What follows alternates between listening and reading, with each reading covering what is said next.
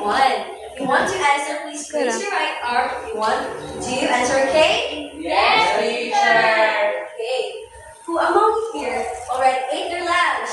Me, teacher. Raise your right arm. Okay. What did you do, class, before you go here in school? Or sad? Sure, naligo ko din na teacher. Wow! What else? Wait, Tisha, can you please stand up? Nag-toothbrush to teacher. What? Right? What about the others? Renami, what did you do before you go to school? What? Good, okay. Class, do you think what's special on these things? It didn't happen all at once. You need to do the first one, after that, then the other one. See what Roselle did. She took a bath first, then followed by eating. Then she wore, it can be you wore your uniform, then you go to school. So we will discuss about the set order of events. Or the other name of it is sequencing of events. Everybody read? Sequencing of events. But before we will delve into our discussion, let us be guided first with our classroom rules. Everybody read? Listen carefully. So when your teacher, your teacher will discuss in front, you need to listen carefully. Next, Raise your right arm if you want to speak. now where's your right arm? Let's raise. Okay, that's your right arm. Now next, classroom rule. Follow directions. Okay, later on I will give you the directions and you need to follow it carefully. Next is Participate during discussion and group activities. okay. Don't hesitate to share your ideas here in our discussion. Is that clear, class? Yes, teacher. Now I want you to observe the picture here in front. Okay, just wait for a while, class. Now, observe this picture. What do you think is it? Rosette? The teacher, raindrops teacher. Alright. Where do you think raindrops came from, class? Okay, Rosette? Came from the clouds teacher. Oh, class. How about Melissa? What's your idea? Alright, comes in up. So, when the rain comes in, there's a raindrop. Okay, everybody read what raindrop means is? Small drops of water that fall from the sky when it rains. Alright, that's what raindrops is. Now let's observe another picture. Okay, what did you observe with the picture? Is it dark or light? Kisha! Dark teacher. Oh, dark. Teacher. What do you think? What do you think? Is darkness happen during daylight or nighttime? Nighttime. Okay. Dark means having light or no light, often making it difficult to see. Okay, next picture. Oh, what do you think the boy is doing? Joy? Okay, please stand. He was fixing his clothes. Alright, the boy is fixing his clothes. Now, why do you think? Do you have any idea why the boy fixing his clothes? Do you know? Organize his belongings, teacher. Oh, to organize neatly his belongings. Now let us know what neatly means.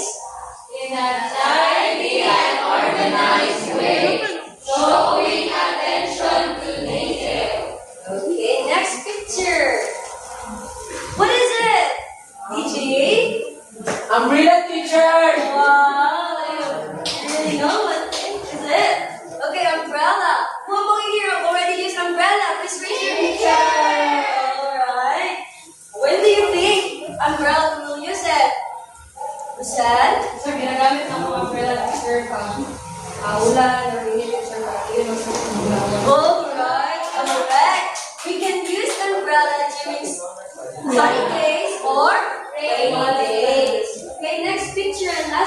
answer. Who did you answer with the clouds? Robin, how did you answer with the clouds? Based on the picture that I saw, teacher, is composed of many clouds, teacher.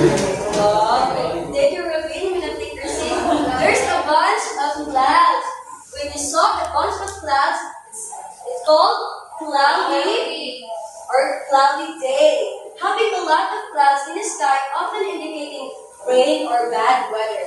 So when the time you saw the sky, a bunch of clouds, it indicates it will rain or it will have a bad weather. Now class, this time I have a story for you. Do you have any idea what will be our story?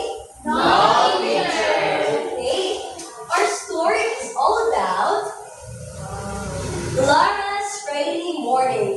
What's the title of the story? Lara's rainy morning. Okay. Let us know the story of Lara. One morning, Lara woke up and heard the sound of raindrops falling on the roof. She looked out the window and saw the dark clouds. What did she saw? Dark clouds. Right. Oh no, it's raining. She sighed softly. Still, she got up and made her bed neatly. What did Lara do to her bed? She got up to She her got up and made her bed neatly. Alright. Now let's see next. After that, she went to the bathroom to brush her teeth and wash her face. What did she do? Brush her teeth and wash her face. Alright. Then she changed into her school uniform and went downstairs. Her mother smiled and said, "Good morning, Lara. Breakfast is ready." Lara sat down and ate her rice and eggs happily. When she finished eating, she put on her yellow raincoat and got her pink umbrella. What did she wear? Raincoat. Yellow raincoat. What color? Yellow. What did she bring? Raincoat. Next, she waved goodbye to her mom and carefully walked to school under the rain. Even though it was wet and cloudy, Lara felt happy because she was ready to learn and see her friends. Why do you think Lara is happy? Okay, DJ. Ay, makita niya yung mga friends, teacher. Alright, thank you, DJ. Other answer. Rosel? Ano teacher? Ano siya sa school? Walked to the school. Okay, other one. Melanie? Already na siya maka-learn. Lara is now ready to learn and to see her friends. Now, class. Again, what's the title of our story? Lara. Okay, I want Vanessa. Please stand up, Vanessa. What's the title of our story? Lara's in the Again. Lara's raining. Lara's raining. A rainy morning. Okay, let's give her a big clap. Class, who are the characters in the story? Rachel? Lara, mother niya teacher, and yung friends teacher. Alright, thank you. Let's give her 3 claps. Class, where do you think the story happened? Joy? Where do you think the story happened? Sa iyong boy teacher. Alright, thank you. In the house of Lara, let's give her 3 claps. Okay, do you think Lara made the right decision to go to school even though it's raining? Yes or no? Yes. Why? Okay, Lisa, Yes, teacher. listen up. Yes, teacher. Kay kung ano teacher, makita niya yung friends at underneath sila. Good. Let's give her 3 claps. Class, it's really important to attend to school to learn something new, alright? Yes, Is that clear? Yes, teacher. Okay, very good class. So now, let's dig deeper what is sequence of events.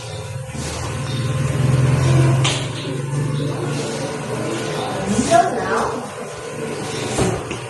sequencing event is a word or phrase that organizes information by showing the order of events, steps, or idea. In short, sequencing of events is the way it's organized or in order events on our daily life, or like Lara's story. So, for example, it includes first, next, then, and lastly, which is, these are the sequencer. So, sequencer is the word that we use on the sequencing event. So, have you noticed that if we use a next, first, next, then, and lastly, we can understand the order of the story? Yes. Okay, so now, let's know what are those.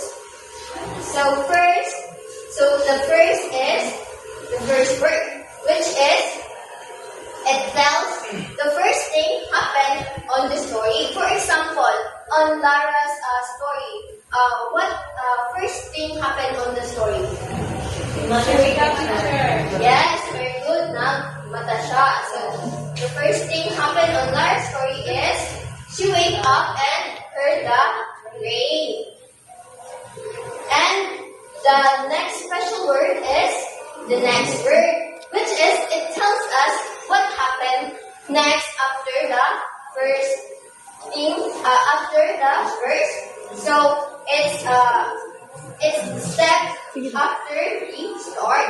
So for example, what is the next thing happened, or what did, oh yes, very good, toothbrush. Another one,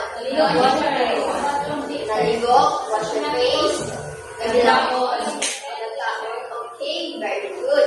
So those are right.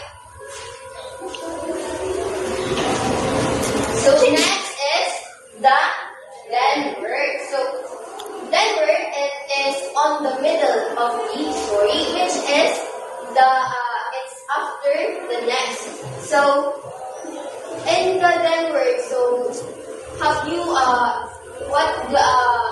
Lara's story, what is the then word there?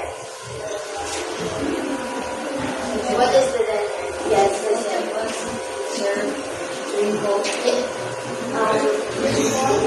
Uniform teacher. yes, very good. Where rainbow. Where he ate her breakfast and he get dressed.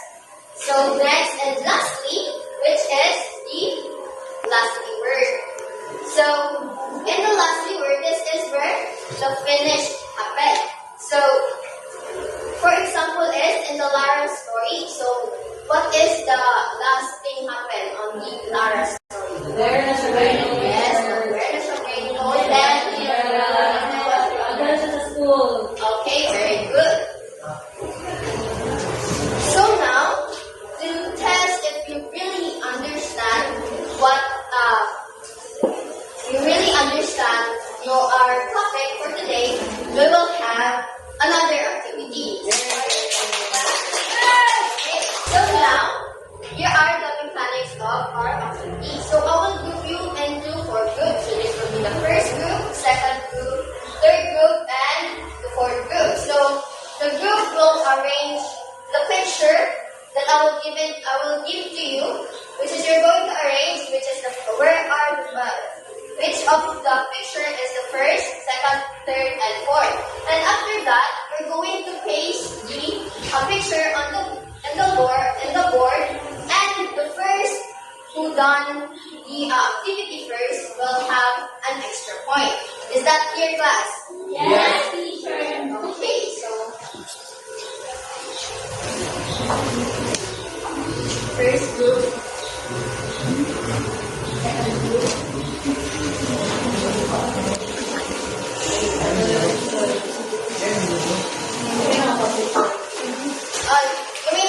You may now start. You may form a circle if you want.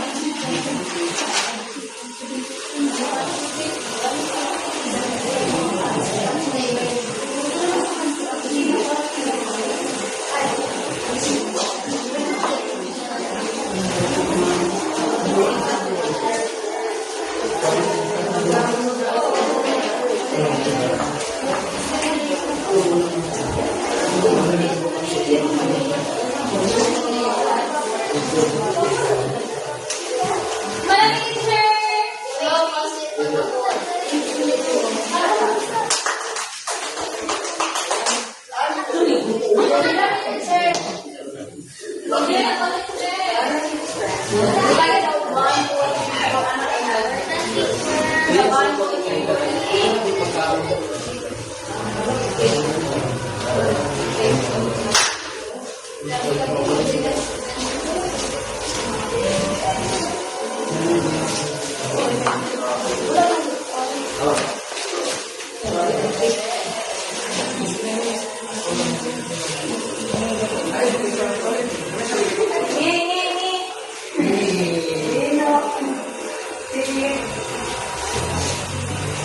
group 4, yan. Tapos sa smart na group. Okay na.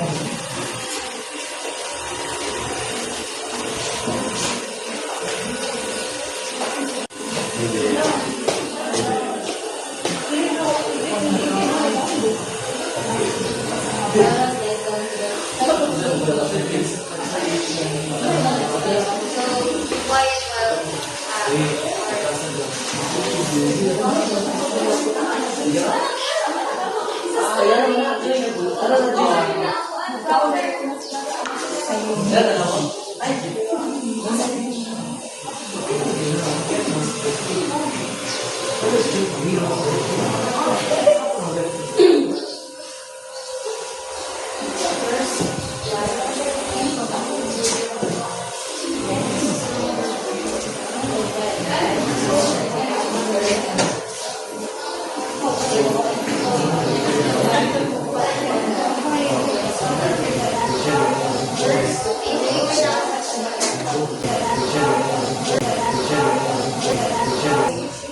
So now let us check if your answers are correct.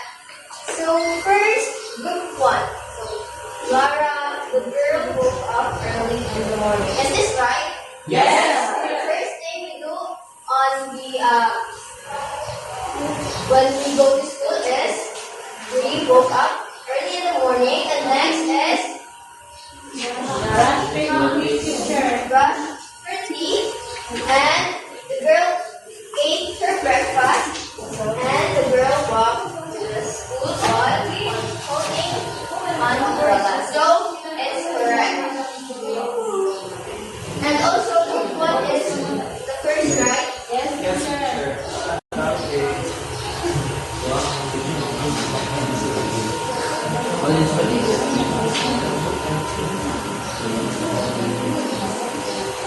So next group is the teacher says it's time for a break. Group 1 is the student open their lunch bag. Our share is there. So is this correct? Yes, sir. Is this correct? Yes. Okay, it's correct. And for the third group, the children sit quietly. The teacher shows a big picture. The teacher reads and the children listen carefully. The class talk about their favorite part of the story. So group 3, do you think this is correct? Yes, sir. Okay, so yes, it's correct. So lastly, for the group 4, Marla and her friends go to the playground. Okay.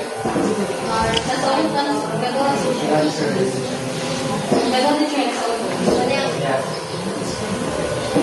Go to the playground. Okay.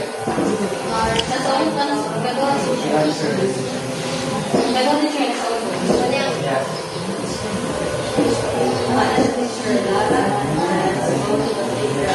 Okay, it's correct. Okay. So, very good class. You understand our discussion. So, you really did your best. So, let's put the scores on the activity. This is 25.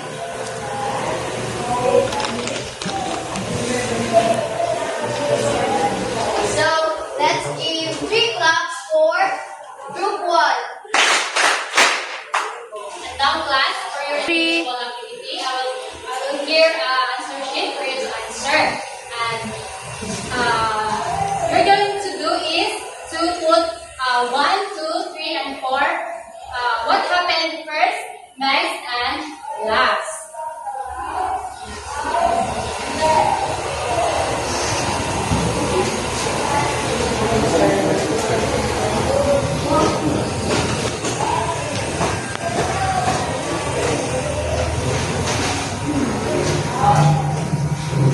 Are you done, class? Yes, teacher. Now, class, what is the sequence of the events? Then, what is the sequence of the events? About night po ni Inara, teacher. Those in our discussion. So based on the sequence of events, teacher, we have 4 words which are the first, which happens in the first part of the story. Second, next, then, and then last, teacher. Very good. Let's give 5 class for Ruben. What are those transitional words that we use in order for us to know what happened first? In order for us to know the sequence of the events. Okay, Risa? First, next, then, and last. Okay, very good. Give 5 claps for Risa. Now, class, why is it important to do things in the right order? Why is it important to do things in the right order? Daniel? Why is it important to do things in the right order? Organized teacher. Okay, very good. Give 5 claps for Daniel. How do you feel when you patiently finish every step? DJ? I feel happy, teacher. Yeah. Okay, you feel happy. Another. Satisfied teacher. Okay, satisfied. Give them 5 claps. Can you share something you do at your home that needs to follow the steps? You know. Can you share something at your home that you must need to follow the steps? First teacher is I woke up. Next is step 2 is take a bath. Next is Okay. eat breakfast, and last is go to school. Okay, give 5 claps for Dino.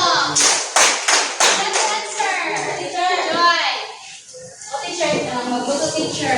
Una kayo prepare ang matong mga gamit. Yes. Yes, ang ingredients, kay sauce. Tapos, unahan tayo ng paglunod ang ikaw.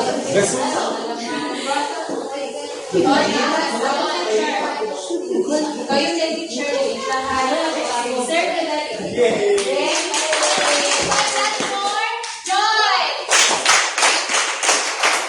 Now, class, we will have another activity. Okay, with the same group, you will be given a task. You need to write the words first, next, then, and last in every event to show the proper sequence. You will be given 2 minutes to finish the activity. Choose one representative to present your answer.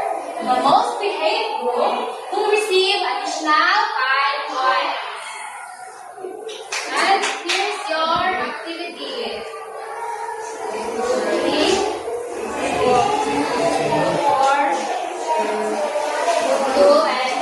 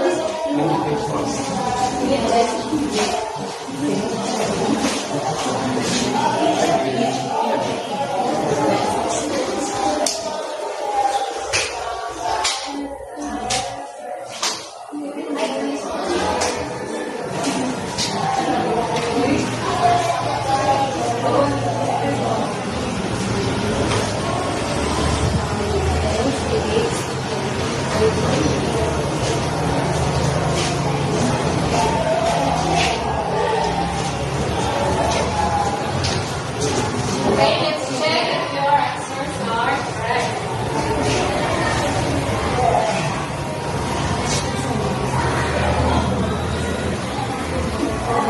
Okay, for group 1, the child brothers. Is it correct, class? Yes.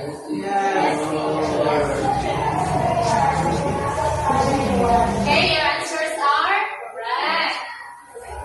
And the first group, the most behaved group, I think, is all of you. And we will give you additional 5 points. Oh, yay! Teacher. For the group 2,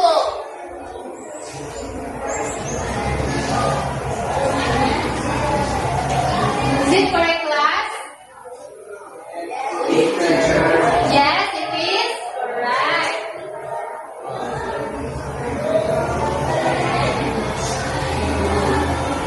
For the group 3,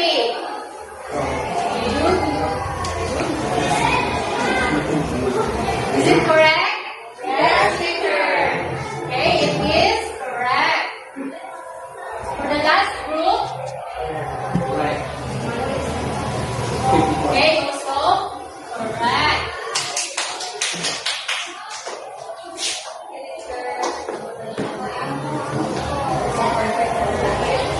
Okay, let's talk about the